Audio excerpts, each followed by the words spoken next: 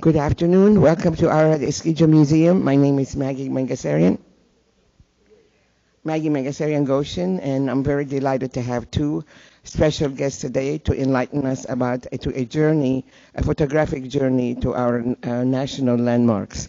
Today's Before we introduce our speakers, I would like to give a brief information about our upcoming events. The event that is scheduled for next week, Armenians in Jerusalem, has been postponed to January 15.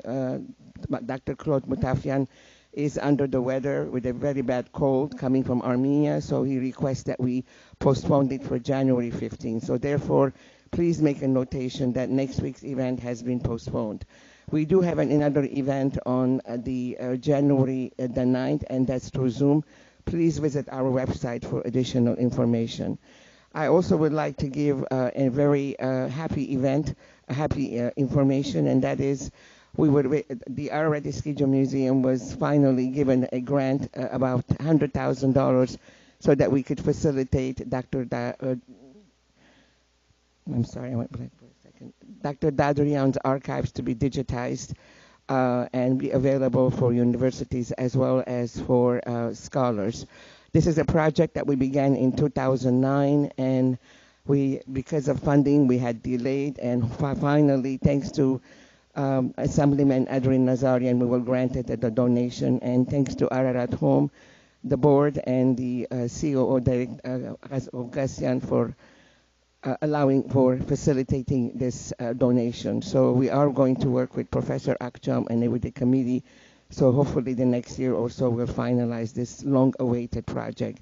Along with that, I would like to thank two individuals, Jerry Papazian, Esquire, and Dr. Carla Garapedian for facilitating to take Professor Dadrian's large library and donated to USC University, the Dorsaif Library. It has been there for the last 3 years, but because of the pandemic, things have been delayed. But we're very happy to say that we visited this campus in April with the staff from the Artsakh Eskija Museum, and the library has been placed in a proper location along with the other side of the Holocaust library books. So we are waiting for them to finalize for an opening of that library. I also would like to thank two families for the last few years have been supporting our cultural programs, so we can invite lecturers such as Hawk and Dr. Claude Mutafian or Vasquez from London, so to be able to cover some of the expenses that we endure as a small institution. And that is Nora and Greg Mazmanian. Thank you for your support for the last few years, and to Harold and Hilda Foundation for their support. Coming for today's event, we're very excited to have a very good friend of the museum, and that is Hrair Hawk Khatcherian, who is a person for the last 30 years dedicated his life for the preservation of Armenian cultural landmarks. And as we know, with the current situation in Armenia, some of the landmarks and some of the national churches that we have been destroyed. But thanks to Hawk's photography, we are able to have it in books as well as in digitized format so that we have it for the future generation. There will be a 35 to 45 minutes of a slide presentation of today's presentation, and after that, Dr. Carla Garapedian, who has been a great supporter of the museum event, will be moderating with question and answer, and then open for to the audience. I thank you again for everyone who's present today. And for those of you who are not able to watch right now, you can watch it on YouTube or Facebook later on. Thank you, and the floor is yours, Hawk.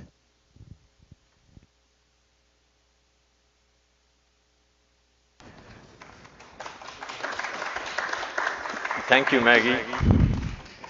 Thank you for inviting me, the Artsakh Eskija Museum, and also Nasser. Thank you for coming, and whoever is watching online. So we start with my latest publication, which is called Artsakh, the Photographer's Eye, which was published in 2021. And what's happening? Let me see. All right, here we go. So it was published in November 2021. And in the beginning, you will see an index where you have in red the places that we have lost or that were captured by the Azeris. Thanks for Sally for writing a few very important notes about the hawk. And here we go. My first visit to Artsakh was in 1992, 30 years ago, and I have got to know the people of Artsakh because of the 1988 demonstrations that happened in all over the place, in Armenia, in Artsakh, and also in Canada. So I didn't know anything about Artsakh. We didn't learn anything about Artsakh at school. So it was for me the opportunity in 1992 to discover the people of Artsakh and the land of Artsakh and the culture of Artsakh. Rupen Galchian wrote a brief history about the people and the land of Artsakh, and also Patrick Donabedian about the architecture and also historical part of Artsakh. Here I'm going to show you some of the images that are amazing because it's like heaven on earth for me, Artsakh. And here we see the Mrav mountain range and the two lakes that run in Artsakh. The flag, by the way, was designed by Vahe Fattal, who was an Armenian born in Syria, and he was very famous in New York. So he designed the flag of Artsakh that we see here on these pages. We have two major lakes in Artsakh, the Khatchen on the left and Tartar on the right. Some of the images that you see here are taken from a helicopter, and it's very difficult, as you know, and impossible actually, to fly over these areas. This is Lake Al, which was given after the defeat of the Armenians in September 2020. So these areas are impossible to visit anymore. So these images are archival, as you can see. A book was given to me in 1992 while I was covering the war of Artsakh by a gentleman named Levon. And studying this book, I tried to find all the interesting churches in Artsakh. That's how I started taking pictures in Artsakh. And you see on the left, a 2,000-year-old church. Actually, it's 2041 because in the book it says 2000 and something. So I added the date when I took it, so it becomes 2041 sharp. This is Agdam from Dikranagert, and the church of Dikranagert, as you can see on top of the hill, that was also given to the Azeris. Some of the images that you will see here are taken by drone and also by helicopter. And these are the excavations from the Dikranagert site.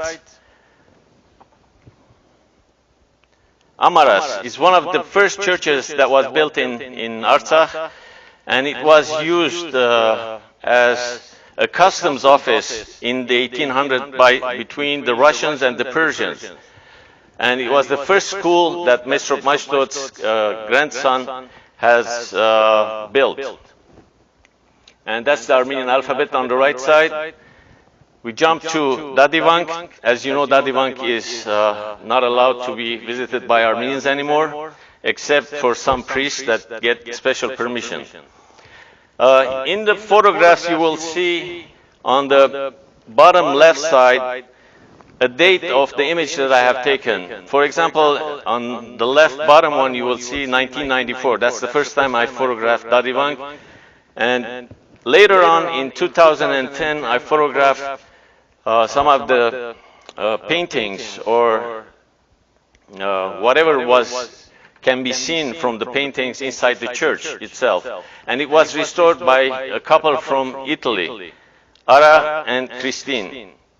And as you can see in the image on the right side is the restored version. The same thing here, 2016 was restored. And the two tallest khachkars that you see on the right side were housed inside the bell tower. And they were taken to Echmiadzin after the defeat of the Armenians. So those two khachkars were saved by transporting them to Armenia. This is the first ever church that I have photographed in Armenia and Artsakh, and this was my quest that started in 1992, and I've been going for 30 years photographing these churches. I hate snakes, and you can see even the snakes were on top of a tree, and this one is a poisonous one.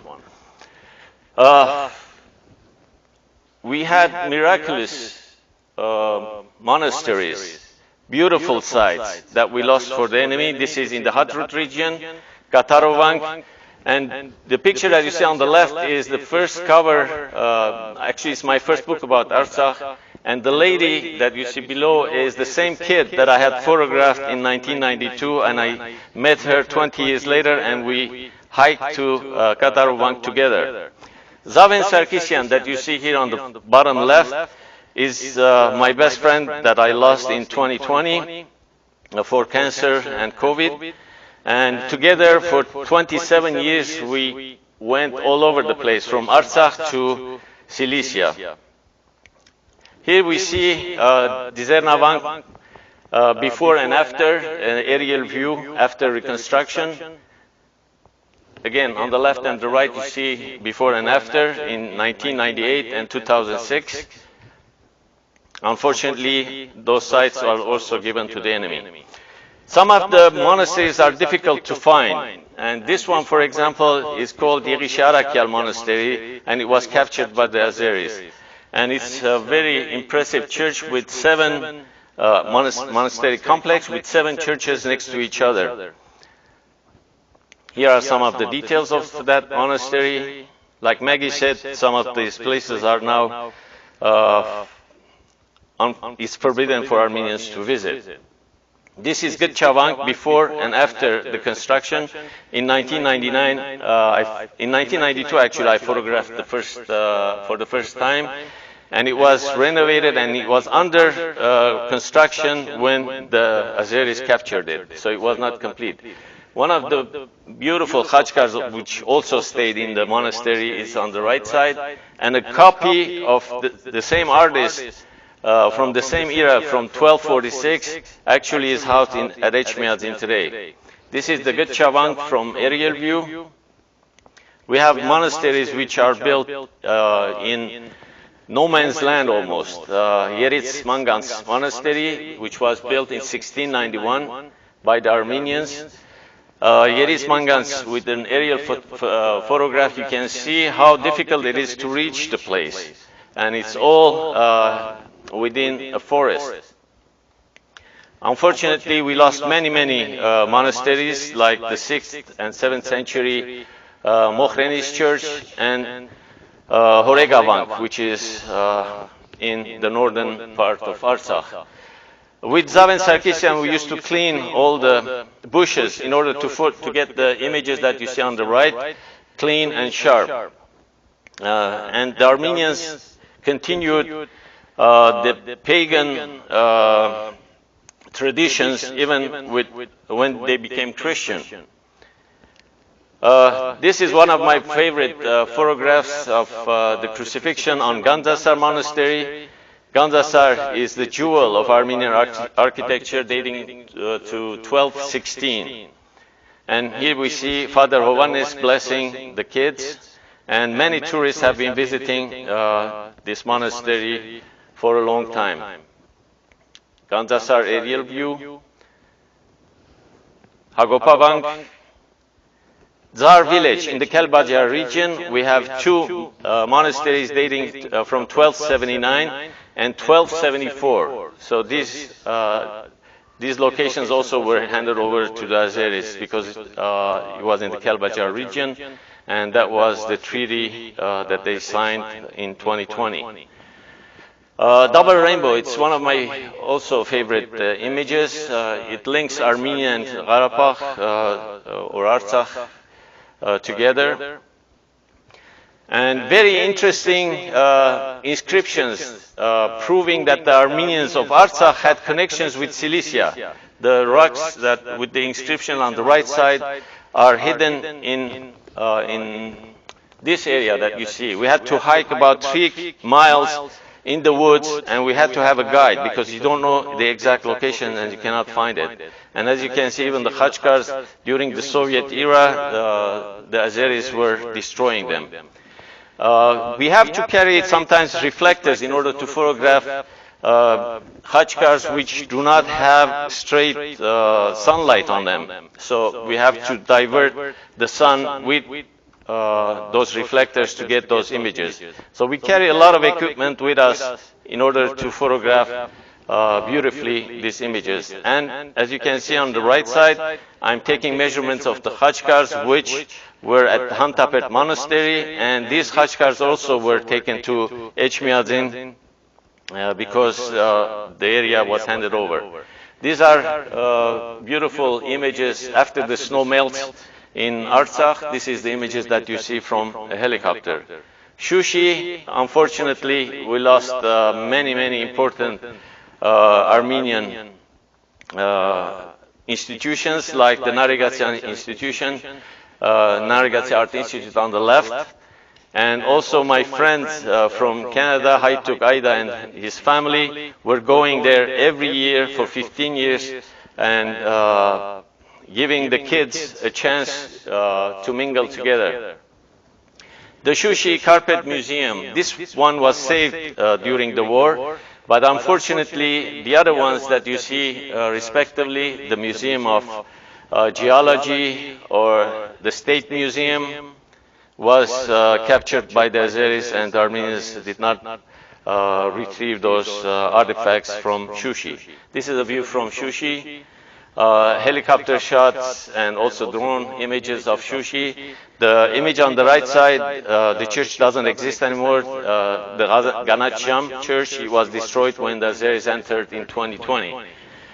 Shushi is a beautiful place, an historic place, and one of the first printing houses were actually in Shushi. The carpets, of course, that you see on the right side are from the Shushi Carpet Museum. Those were rescued. And the gentleman that you see on the left side holding, not the left, but the right gentleman was Levon, who gave me the book about the Armenian churches in Gharapa. So I owe it to him, my start of my journey in architecture. This is Shushi. A very interesting tulip can be found in Shushi, and this is a very small orchid, and it looks like a female bee because the male bees will be attracted for pollination purposes.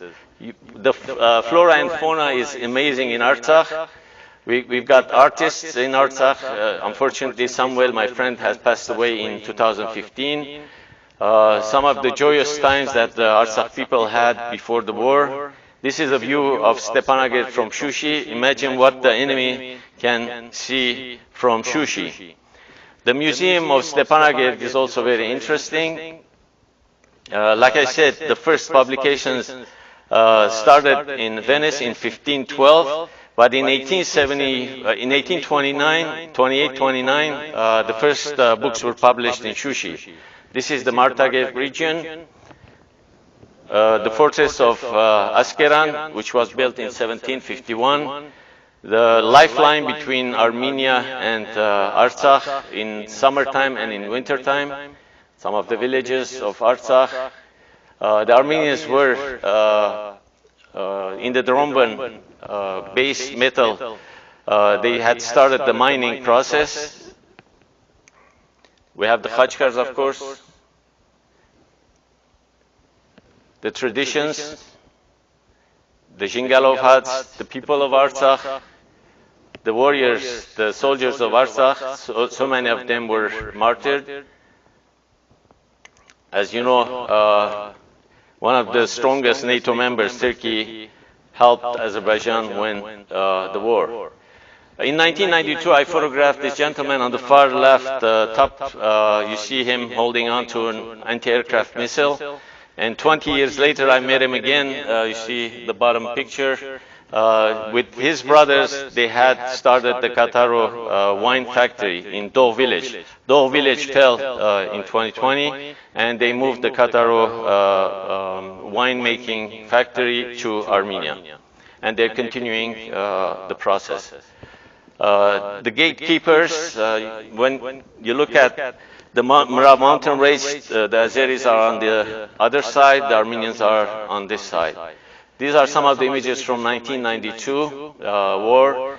And the jeep that you see on the left, Merujan Mosian, my friend in 1992 and my guide, with the same jeep we traveled all over Artsakh. And in 1992 when I was in the hospital for cancer treatments, he blew up on that jeep along with 4 friends. And the other the side of the jeep, you see a man who blew up. His truck blew up on a landmine, and we were taking the same route. We were going south towards Hadrut, and he was coming from the south. So he was there before us. So he blew up. I said, I hope he will make it, and I was taking pictures, and he was looking straight into my eyes, and when I saw him die, because they could not save all the bleeding, even with the tourniquet, they could not save him. So that's another event that forced me not to take any more pictures of war. So I stopped taking pictures of the war after that. Again, a very good friend, Viken Grigorian, they had started the patriots who started the liberating process in Do in 1988. He passed away, actually he was killed in action later on in 1993. Some of the images from the air.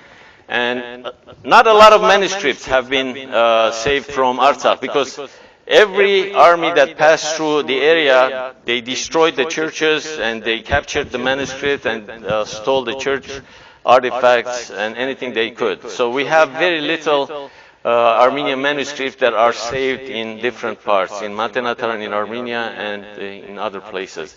Some of the images, like you see on the left, are archival. Because they have destroyed, the Azeris have destroyed these churches, and that's what they're trying to do with the rest of the churches that are under their control right now. Some of the images from manuscripts,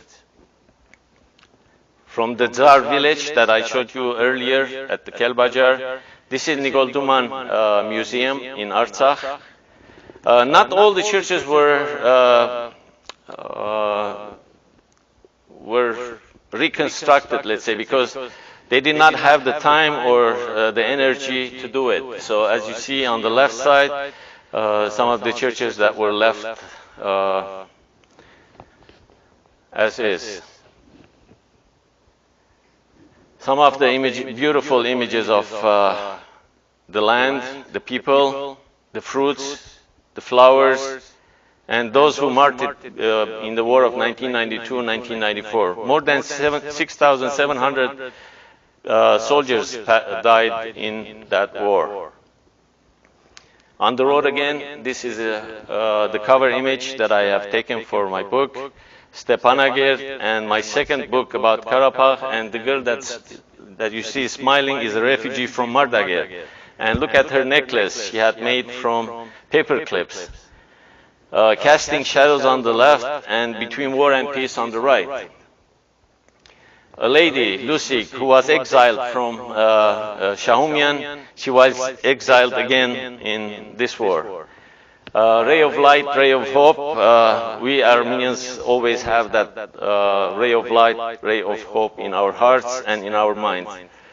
And this is Samuel Garapedian. This page is dedicated to a gentleman who has all his lifetime, during the Soviet era even, took chances and went into Azerbaijan, SSSR, and took images of all the khachkars, all the inscriptions, the churches that he could master. And he did continue his work all the way to Armenia and Western Armenia and Cilicia. Unfortunately, he passed away in 2020 as well from cancer. and he left a legacy behind, which his group is currently continuing. Research on Armenian Architecture is the organization's name.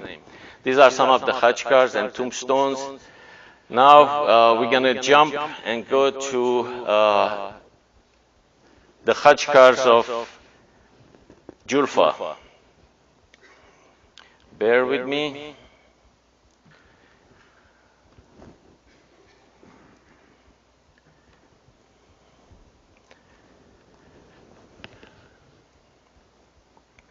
Julfa is in Nakhchivan. Nakhchivan was handed over in the 1920s by Stalin to Azerbaijan SSSR at that point, and all the Armenians were kind of kicked out from the region. And the lady that you see, Zaven Sarkisian, took these images in 1988, just before the demonstration started in Yerevan. So the lady that you see is the last Armenian of Nakhchivan. And what the Russians did during the Soviet era is take the khachkars. There were 14,000 khachkars in the area of Nakhchivan. And when building the railroad, the Russians split the khachkars into 3 portions and used them to construct the railway station, or a railway line, I should say. This image is very important because in 1997 I took the risk and went to northern Iran and photographed it from the Iranian side into Nakhchivan. There were at least 4,000 khachkars in that period of 1997. I went there again in 2003 to northern Iran, and I noticed that they had bulldozed those khachkars. And in 2006, they destroyed them completely. Here you see side by side, before and after. That's 1997 on the left side and 2009 on the right side. They said no Armenians lived here. And as you know, they have destroyed everything that is related to Armenians. They destroyed more than a few hundred churches that were in Nakhchivan, and none of them is surviving. So my quest was to find the surviving khachkars from Julfa. Some of them you will see on the left is from Echmiadzin, the middle one is from the History Museum of Armenia, and the right one is at the Yerevan Brandy Company that you see on the right side.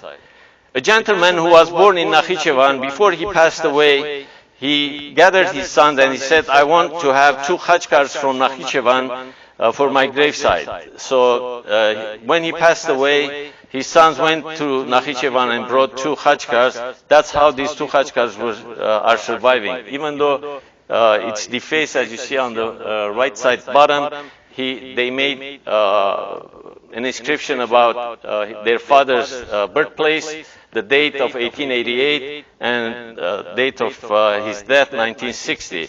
And on the far left top cornice, you will see it says Ir Uzats Kara, the khachkar that the father wished. So this khachkar was from 1598.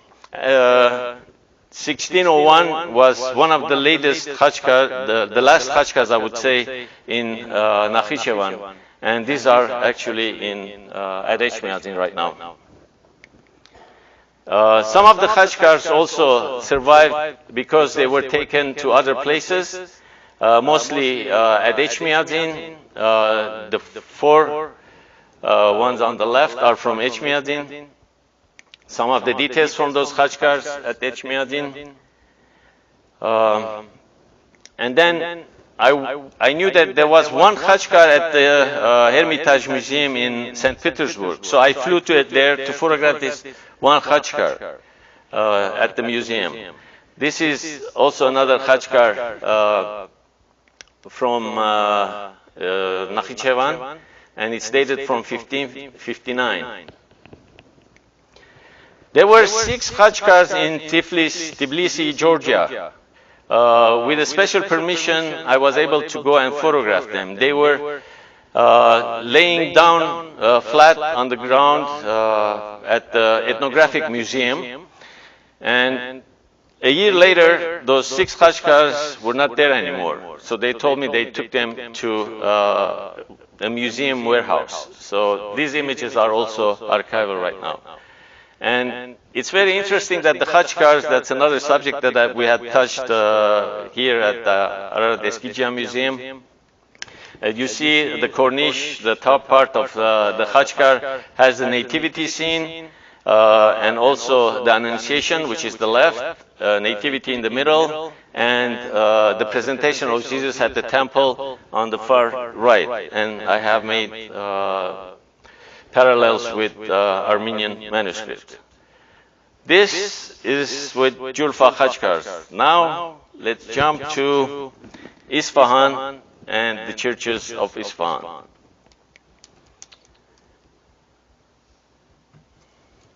No, this is Julfa, sorry.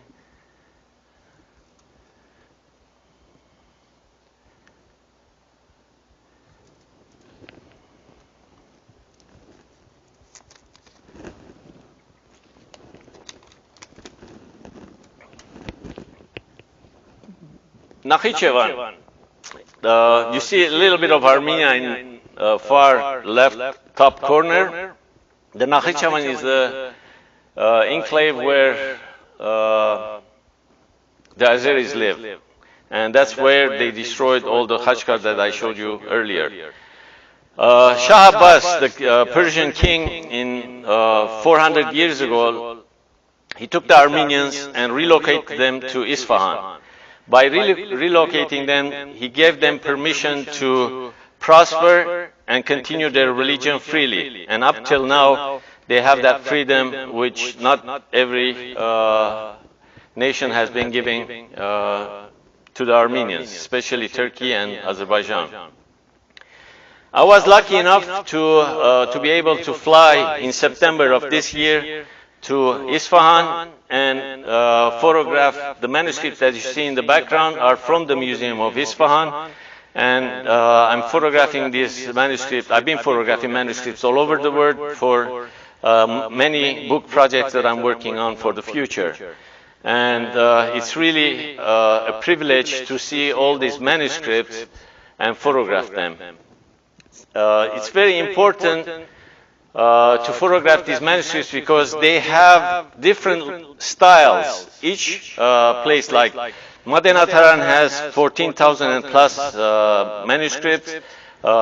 Jerusalem, St. James has the second largest collection of Armenian manuscripts. The Mekhitaris of Brotherhood of San Lazzaro, Italy, and Vienna also have them, and other places also, like Lebanon, Antilles, and many other places, even in the United States. So it's very important to document these manuscripts because of their locations. Each manuscript has a colophon. If they are not destroyed or they are not taken away, the colophon will mention the place where it was written, for whom it was written, when it was written, and the style of each artist and illuminator differs from different parts of, let's say, Artsakh, Armenia, to Cilicia, to Western Armenia. And it's very important to show the style of these artists, because it's not only Toros Roslin or Sarkis Bizak that we have to talk about, non-ending subject matters that have been taken by most of the professors.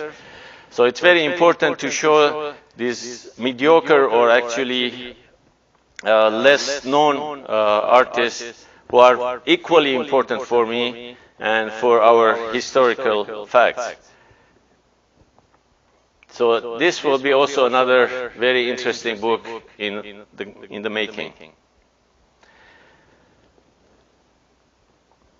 Some of the churches are, we have 15 actually churches in Isfahan, and 4 or 5 of them are amazingly beautiful, and they depict the Old Testament and also the Bible and also the Gospel. So you will see images that are on the frescoes, on the paintings inside the churches of Isfahan, which is very, very unique. We don't have too many churches like that in other places.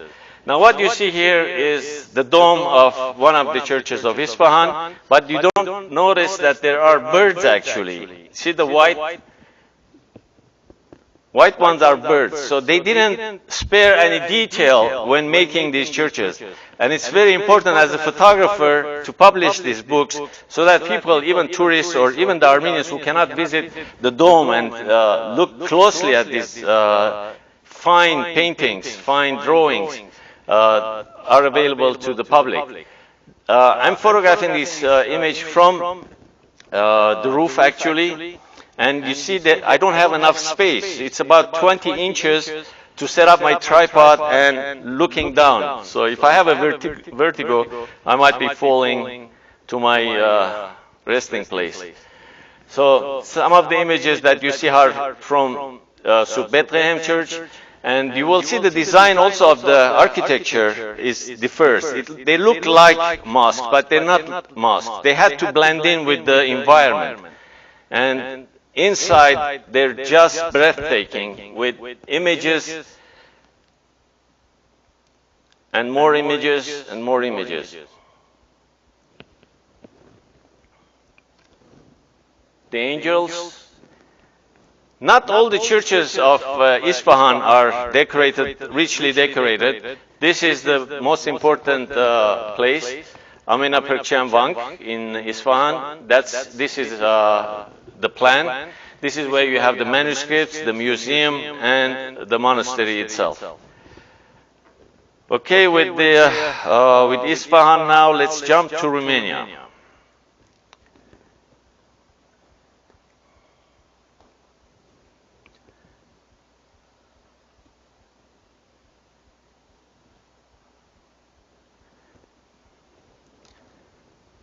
In 2020, Armenian Treasure in Romania was published by the Diocese of Romania.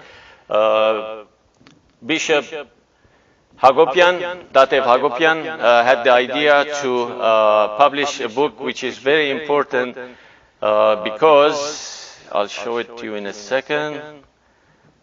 Here we go. Presentation. Okay, this is the book cover of Armenian Treasures in Romania. My first visit was in 1997 because I had made a vow in 1993 while fighting cancer that I will go and photograph all the Armenian churches around the globe. So in 2013, I published a book called One Church, One Nation after visiting 48 countries and photographing the Armenian churches there. So this book also is like a Bible for me. It's very important. My second visit to Romania was with Professor Claude Mutafian. Claude Mutafian was working on a book about the Armenian history in Romania. And we visited many monasteries, not Armenian actually, but Romanian monasteries where Armenian priests were painted, as you can see here, painted on the walls. And it's very interesting that the churches are like open manuscripts. You see, it's very interesting to find only in Romania such a beautiful church design and adorned with paintings that have withstood time and the weather. Again, you see here the Armenian priests in the black.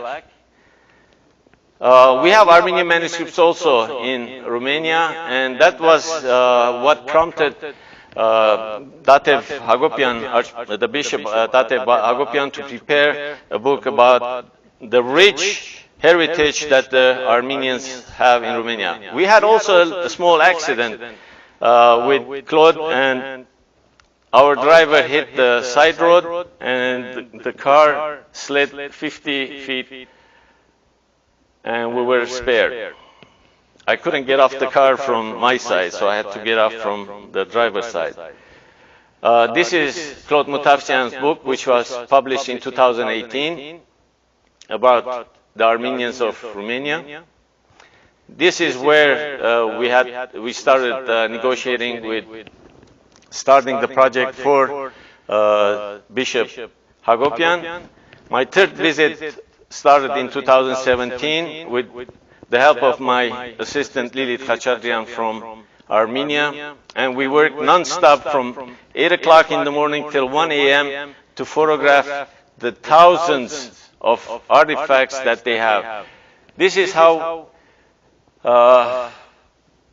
there are Armenian churches, Armenian Catholic churches, and we have Armenian Apostolic churches in Romania. Again, the Armenians had to be creative and blend in with the natural surroundings and also the architectural surroundings of Romania. So that's why you will see that the churches are not very familiar with the Armenian churches that we have in Armenia and other places.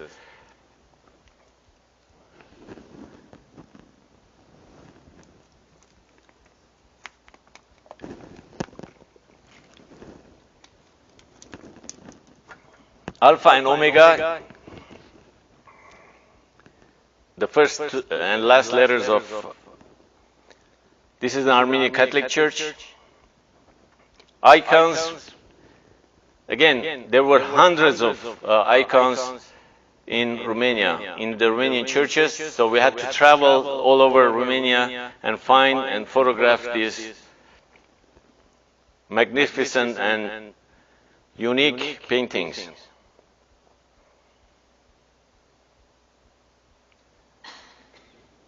It was very difficult to photograph all this because we had to clean all the dust from the places because they were hanging from high places and they were not cleaned regularly because, you know, it's, you can damage them. And also the manuscripts were also photographed in order to give the chance for everybody to see how rich the museum is. So the Armenians in Romania, the history dates back to 1600s. And some of them actually came later on because of the Armenian genocide. They had to escape Turkey. Okay, look at this image. This is how we take the photograph. And then after cleaning with Photoshop and the design by Lilith Khatcherian, this is what you get in a final book. It's very time consuming, it takes a lot of detailed work, and it takes a lot of time to set up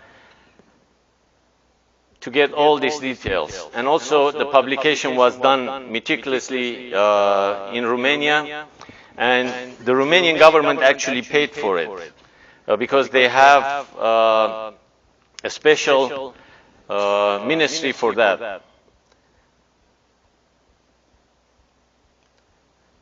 And to photograph the big items, we had to take them one by one to the lower level and then photograph them from the window. So imagine I'm hanging from a window without ropes or anything and photographing these carpets in order to get them published in this book.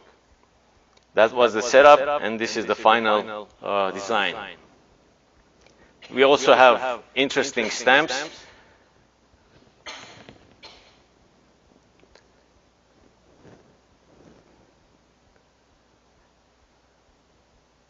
Amazingly carved.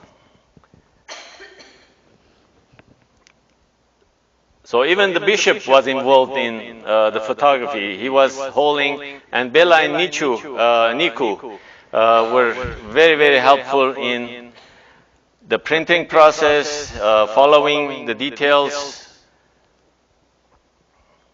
And that's the minister on the far right. All right, I'm going to finish the lecture with a short video about the hawk. so that you understand what a man, a photographer goes through in order to capture these images.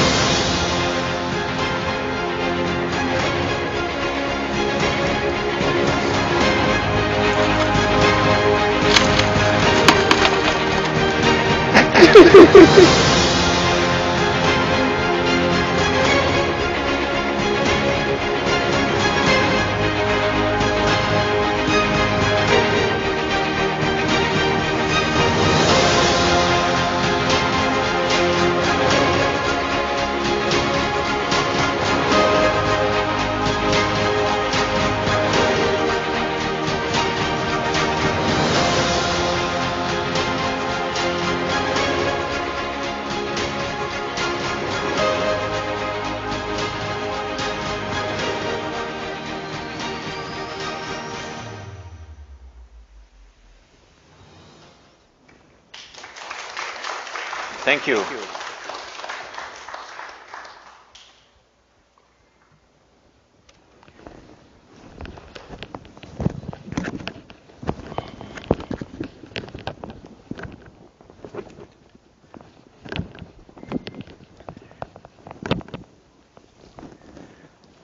I don't know what to say in the first few seconds after seeing all that. It is just so immensely impressive, your life and your work, the passion you've shown. It's an emotional thing seeing some of these images, and it's not just seeing them, it's seeing the quality of the images. It's almost, in some cases, like you're seeing a scan of a three-dimensional object, but it's not a scan. It's a photograph that you have lit beautifully and composed beautifully. It is an astounding achievement, and I just feel in awe of what you've done. Thank you, Carla. We actually met in, I think it was 2007, at the Nakhchivan Art Institute in Yerevan. Yes. And so when you were talking about the Nakhchivan Art Institute in Shushi, I just thought, oh, you know, just my heart just, you know, it's just so sad to know everything that went into that place.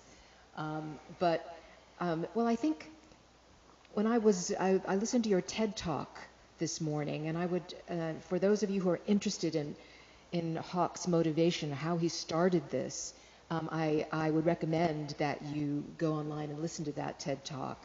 And you describe the initial motivation. I don't want to spend too much time on it here, but it is, you do have this driving force. It's archival, it's documenting, and it also, it seems like you get a sense of enjoyment out of doing this work. Am I right? Yes, correct. So we have to go back when I was a kid at school when they were teaching us history of or geography.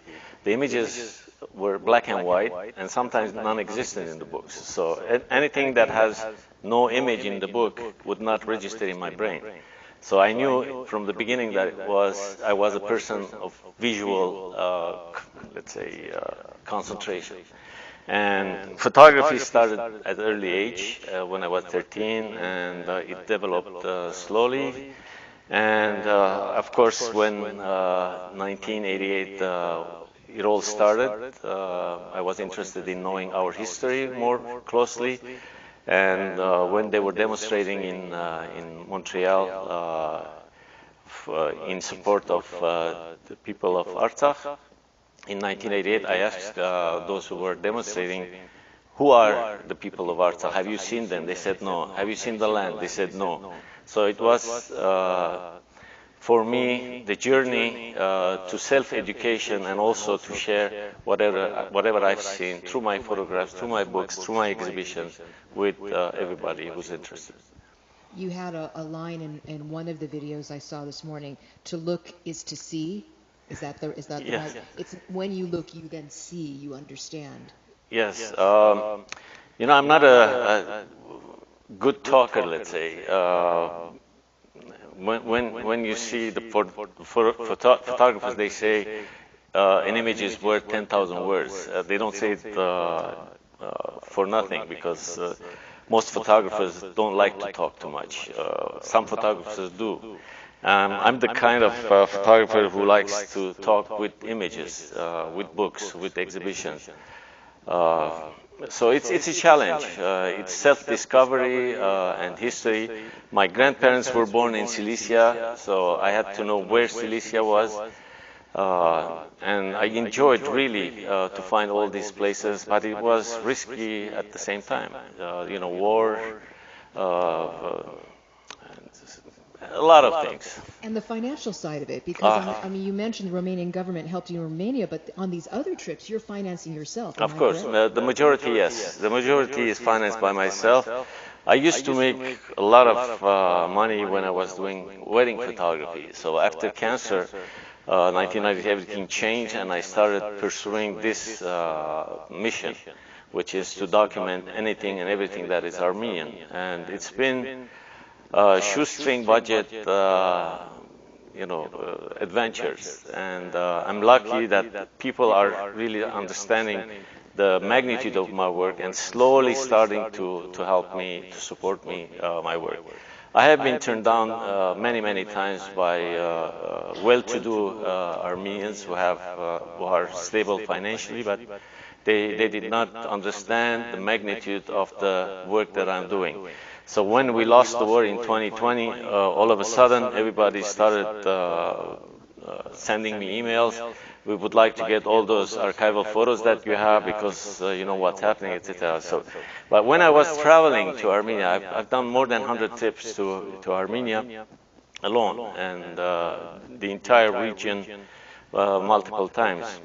And they were telling me, haven't you photographed everything? They wouldn't understand that you cannot physically photograph everything that you want, because things happen politically. For example, in the images of Isfahan, I just mentioned that I was there in September, and I left Isfahan September 11th. Actually, my flight was back to Armenia, and September 16th, if I'm correct, the demonstration started.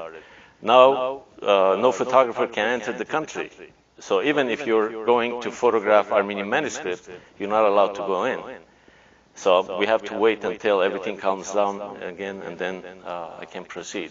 Those photographs of Isfahan, just amazing. The dome, the colors are so rich. I mean, were you surprised by what you saw? No, I've been there before. So it's my fourth visit to Isfahan, and I haven't photographed everything. And every time I go there, I go for a couple of weeks because of financial situation. You know, it's not easy to finance long trips. And every time there's a new project, actually it's not a new project, it's parallel projects that I work on at the same time. So 3 books in the making for next year, and each one of them as important as the ones that you have seen. And let's take, for example, one church in Isfahan. You see how much detail there is. You think I can photograph them, you know, inch by inch? No way, because there's always the difficulty of reaching those places. So we have to get more time, scaffoldings, special lighting in order to reach those high places. And like you saw, those details of the birds. Like from the bottom, when a tourist is looking up, they will not. I was not impressed by the details until I got to go to the dome and then photograph with the zoom lens, you know, with the close-up lens, all the details. Then I noticed that the church has not been spared from details. And there's even inscription of who did it inside the dome itself, which is very difficult to photograph even, because it's all in yellow and it's embossed. So you have to have really good angle of lighting in order to get that embossed image. So a challenge, yes. You mentioned Hrair Garapedian, who died in 2020, and a real pioneer in terms of documenting buildings and giving us some way to compare and also to see how buildings deteriorate over time. Unless we see the old pictures, how can we know? You seem to be following in his footsteps. Is that the right way of seeing it? I wouldn't say following in footsteps, because we were working parallel at the same time. So he was doing work before I did. Yes, correct, that's correct. But I was doing aerial photography in California at that time because I became a pilot here. And then I moved to Canada, and photography picked up. So I started documenting for the Gamma Press Agency in Montreal, events that are interesting to the world. And then when I went to Armenia, I met Zaven Sarkisian in 1992, and together we bonded. And then I met also Hrair Garapedian. But we had the same passion, the same dedication towards nationhood, towards architecture, towards historical facts. So we were doing together, all 3 of us, like parallel, the same things. Now, Hrair Garapedian's team is continuing his work, which is excellent, and they are also financed by the government in Armenia and from the diaspora as well. And Zaven passed away, unfortunately, and he also was, for 40 years, and even during the Soviet era, he was photographing the Armenian churches. And you know, to photograph during the Soviet era, to have a camera, you couldn't go anywhere. But he was risking his life, actually, and taking those images at that point. Now you can go anywhere in Armenia and photograph them, but that, imagine in the Soviet times, if you photographed the bridge, for example, you were taken for custody. So, everything is important. And he taught me a lot of things. When he took me to Ani from the Armenian side, you have to get special permission from the soldiers, from the frontier guards, and then you're allowed only a certain period of time, which is very short. So he said, this is Ani. I photographed Ani, the ruins of Ani from far away. I said, what is Ani at the end? Because I didn't know my history. So, the mission was very important, that something really bad had to happen for me, and that had to be turned into a positive energy. And this is what I'm doing. And I'm really lucky, by the way, yes. Well, we're going to open it up to the audience if they have questions, but before I do that, what are the next areas? I know you've got your parallel places you're going back and continuing work, but what are some new areas that you're wanting to go to, or new places you want to go to? Right now I'm working on a project, I've been working on a project which is the Armenian manuscripts and the origins of those Armenian manuscripts, the birthplaces. So from Artsakh all the way to Cilicia, we've had monasteries, churches, even the villages were creating manuscripts. But no one has really married the two together. We have manuscript books separately, we have church books separately, and not everybody has covered as much as I have all the churches and most of the manuscripts that are related to these places. So it's important for me to return to some of the places that I could not go or I have missed, like in Turkey, some other places that I haven't visited yet. That's another plan that I'm working on. There are two other projects that I'm working on, and I want to keep it as a surprise so that you will see it most likely next year. The third one, actually, you can know about it. It's about Cilicia. It's 2 volumes, heavy books, and it's going to be the fortresses, the manuscripts that originated from Cilicia, the artifacts that were saved from Cilicia, and also the coins, which is very important. And kings and princes have had their own coins. So it's really interesting to combine everything in a 2-volume, which, again, it hasn't been done so far. Wow, we have something to look forward to. Folks outside. Yes, Elena.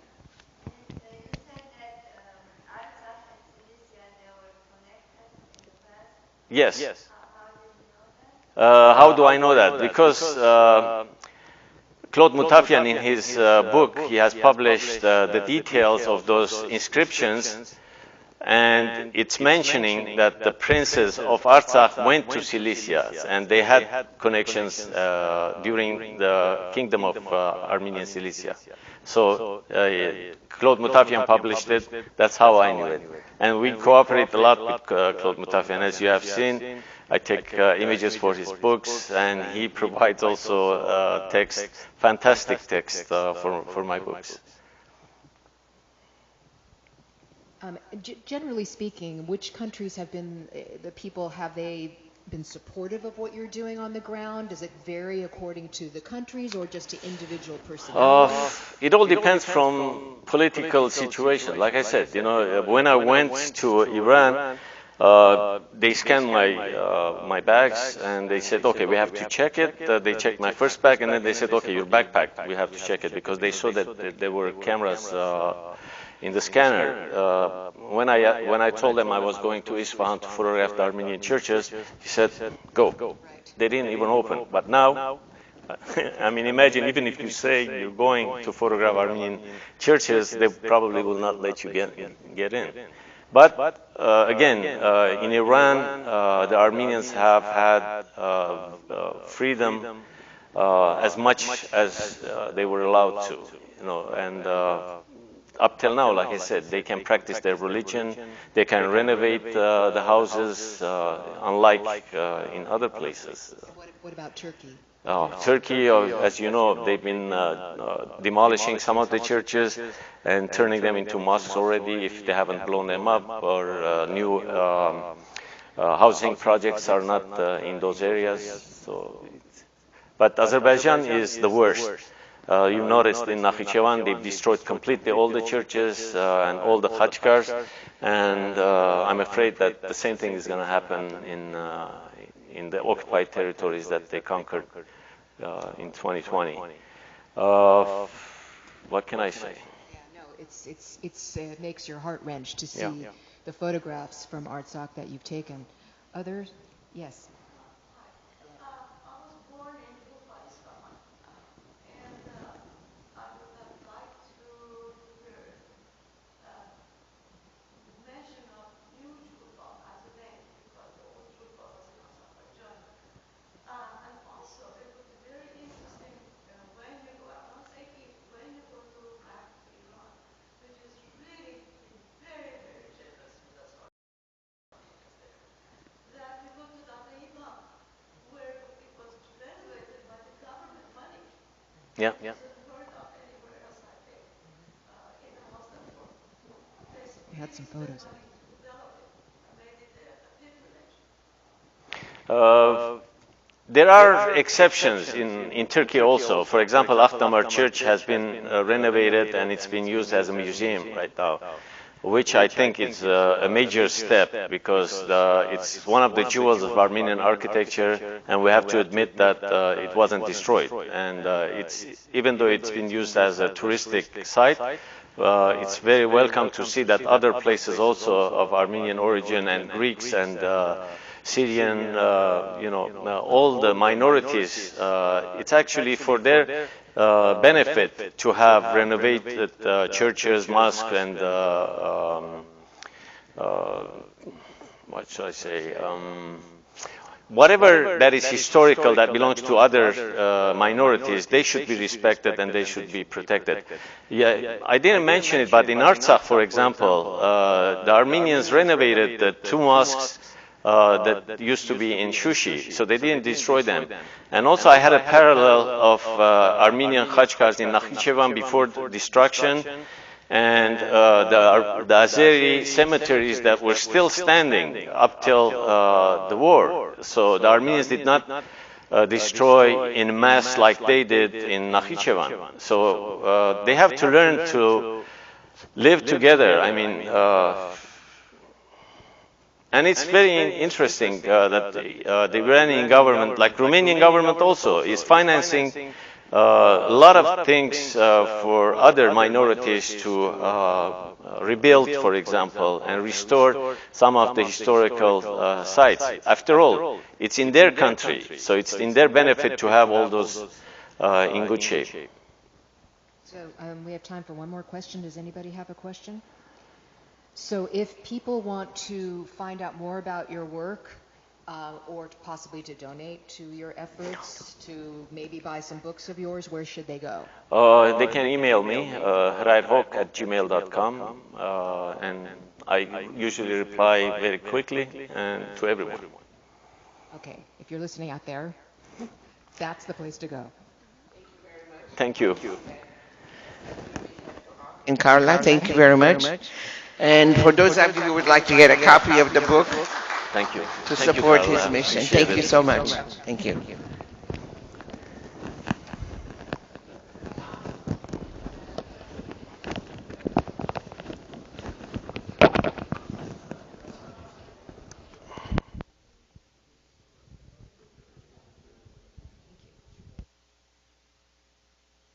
Hello. You're not doing me a favor only when you buy my